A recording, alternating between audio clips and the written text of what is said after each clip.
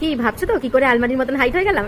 এই দেখো, হ্যাঁ হবই না কেন, যদি একটা ব্রাইড পাই 5'11" আর আমি হই 4'11", তুরি 4 ফুট না 5 ফুট, ঠিক আছে 1 ইঞ্চে কি যায় আসে। এই অবস্থা দেখে ওরা তো খুব মজা নিচ্ছে। ব্রাইড বলছে ওকে পুরো আমার বাচ্চার মতন লাগছে। আর আমার বোন তো এমন সিচুয়েশনে কোথায় আমার জল খাওয়ার কথা, সেখানেও ভুরি ভুরি জল শেষ করে যাচ্ছে। ওকে নিয়ে গেছে কোথায় আমার কাজে হেল্প করার জন্য, সেখানে আমার মজাই করে যাচ্ছে। এবার চলো বাবা তাড়াতাড়ি কাজটা শুরু করে দিই, না হলে সময়তে শেষ করতে পারবো না। আবার এর মধ্যে ওর বোনের আবার লেগ পুলিং করতে শুরু করে দিয়েছি যে ওকে সাজাবো না বলে। দেখো কি বলে ও। ঠিক আছে, আজকে আমার দিন। চোখের আইশ্যাডো কালার মানে কেমন করবো দিয়ে দেবো। যেমন সবার করিস ওই অরেঞ্জ অরেঞ্জ লাল লাল না। এটা কোনো কথা হইলো দেহদিনী?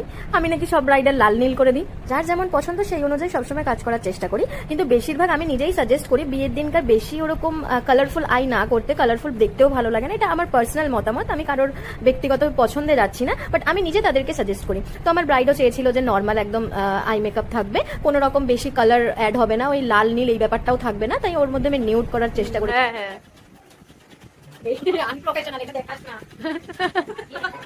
দেখাস না বলেছে আরো বেশি করে।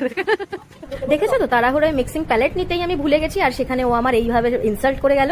এটা কি মানা যায়? ওকে ভিডিও করতে দিয়েছি, ও এখানে বিড়ালগুলোর সাথে খেলছে, প্রত্যেকটা ভিডিওতে বিড়ালগুলোকেই দেখাচ্ছে, তাও তুমি কতগুলো ক্লিপ কেটেই দিয়েছি। তোমরা জানাও তো তোমাদের কার কার বোন এরকম দুষ্টু তোমাদের পেছনে সবসময় লাগে কিন্তু ভালোবাসে, এইভাবে হাসি